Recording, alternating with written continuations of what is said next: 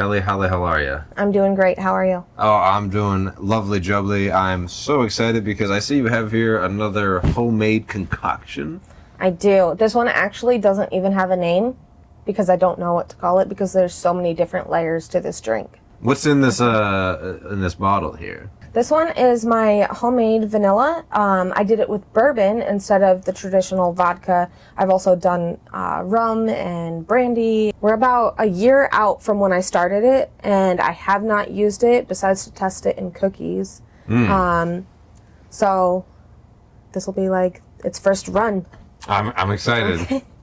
Okay, let's get started then. So we're going to do 1 ounce of Aperol. For one drink, it would just be half an ounce. So,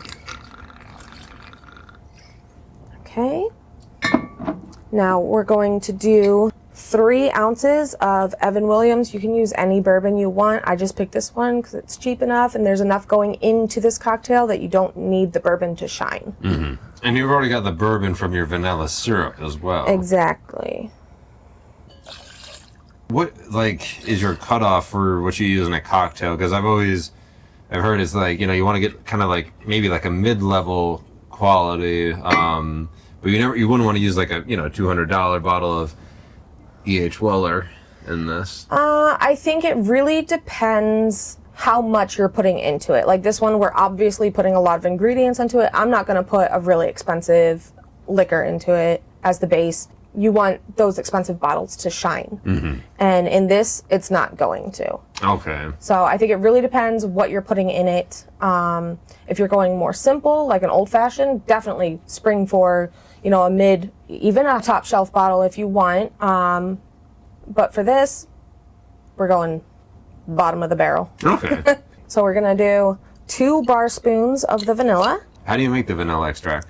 I just buy vanilla beans off of eBay or whatever. I usually do grade B. We don't need grade A because they're just soaking in liquor. So I do grade B, and for about a liter of liquor, I do maybe 12 beans in it. I would definitely do this rather than going to the store and buying the packs of 2 vanilla beans. Those can be really expensive, and this is going to be some vanilla that you don't want to use at that point. Right. So, okay, we're gonna do 1.5 ounces of this passion tea simple syrup. So I did this with 1 cup of water, 4 passion tea bags, and then 1 cup of sugar. Mm-hmm. Now we're gonna do this pamplemousse. Do you want to give it a try? I would. Pamplemousse, for the folks at home who may not know, is just French for grapefruit. That's plenty. Thank you. Yes, it is a grapefruit liqueur. It's pretty good. I would say it's pretty comparable to triple sec because triple sec is the citrus. This is also citrus. It's pretty good though. Oh wow. Yeah, you could easily put that in your soda stream to make a hard LaCroix. Yeah, for sure. Okay, so we're gonna do 1 ounce of it. Actually, let's do 1.5 ounces. Mm-hmm. We like this one. It's light. Yeah, because you got the Aperol, and now you have the grapefruit. So you've got a bitter and a bittersweet, and then the sweet from the vanilla. Okay, now I'm gonna add 2 orange peels. I'm gonna put it in with the ice. I'll let the ice do the expressing of the oils for me.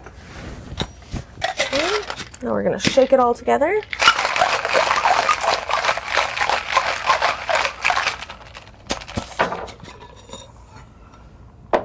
Okay.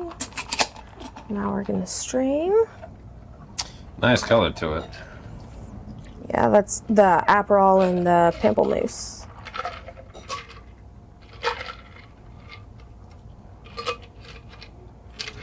Then I'm going to top it with soda water that I made in my soda stream. Wow. Okay, here you go. Oh, wow. This... Cheers, Kelly. Thank Cheers. you. Bottoms up.